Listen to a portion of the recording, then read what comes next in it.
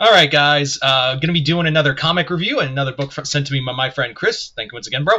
And today we're going to be talking about Conan the Barbarian, Battle of the Black Stone. This isn't really it is in the continuity of Jim Zub's Titan book Conan run, but it's a little different in the sense that it's an event.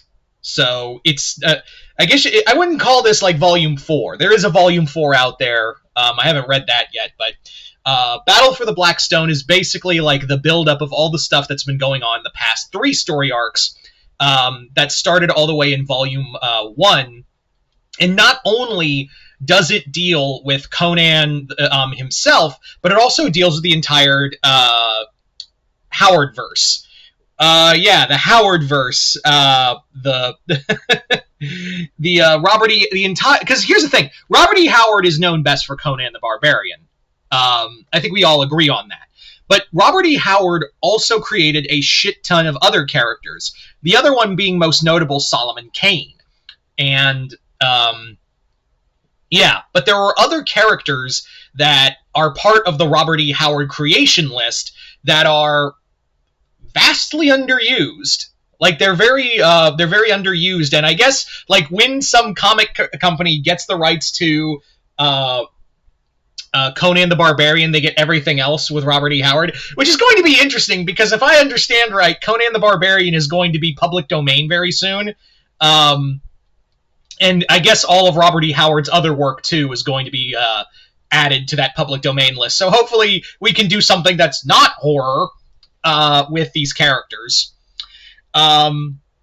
Anyway, so as I was saying, if you guys remember back in Volume 1, Conan and Brissa had encountered a black stone that of mysterious, almost Lovecraftian origin, and it's been in the backdrop for the past 3 story arcs. Well, now we pull that thread, and essentially all throughout time, this black stone and its energy leaks out throughout time, and all of the other Robert E. Howard creations are brought to the Hyborian Age in order to stop what is called the Black Stone Beast.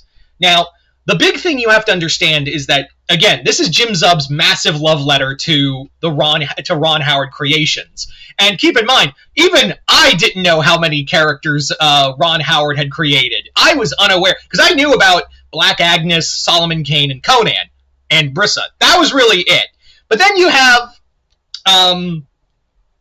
because I have to remember these names, and thank God the trade gives you like a backstory for all of them, because even they're like, they don't know all these characters, we might as well talk about it. James Allison, El Baruch, John Conrad, and John Carowin. So I didn't know. I thought those were they bring them up like big name characters, and then it's like, oh, they actually are. They're not made for the story. Even the author, James Allison, I thought was just a character to like be the story point of all of this, but no, he's an actual character. But yeah, so the story. The story is that all of these characters are brought together because the Beast of the Black Stone is attacking them. And again, Jim Zub, who has done a phenomenal job on these Titan book, Conan the Barbarian books, and he's actually seen some of my reviews. So if you're watching, Jim, hi.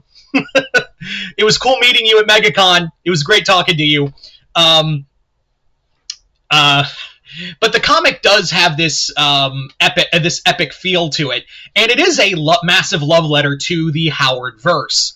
And I really want to read more of these characters, especially like the one character I've always wanted to read more of is Solomon Kane. I actually watched the movie. I know I'm going all over the place, but like I remember watching the movie first, and I thought that was it. I thought it was an original character, and then I found out that's a Robert E. Howard creation. What? So I've always wanted to read more of Solomon Kane in comics. But the Black Beast itself, the Beast of the Black Stone, is kind of terrifying. Going back to him, this thing basically like jumps through time and attacks the characters and kills some of them through certain points in time. So it's just like out of nowhere, it could just rip you out of it, kill you in the past, and you die in the present. So I was like, huh. this character has this mindless Lovecraftian monster has more insight on taking out heroes than Kang the Conqueror. But yeah. And while this, like I said, even though this is technically a Conan the Barbarian story, Conan is the focal point, it's important to note that this is all one big team effort and kind of expands on that universe and actually brings up, like, this event is basically phase 1. Like, this is like the Avengers coming together and stopping what they thought was the big threat, when really the really big threat is out there. And it's now waking up, much like at the end of Avengers, in a way.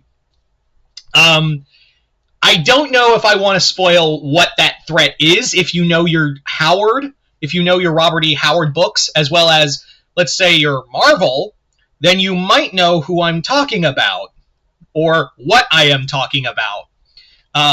So yeah, at some point, that thing is going to come here, and I have a feeling it's going to be way more terrifying than how it's been portrayed in other comics.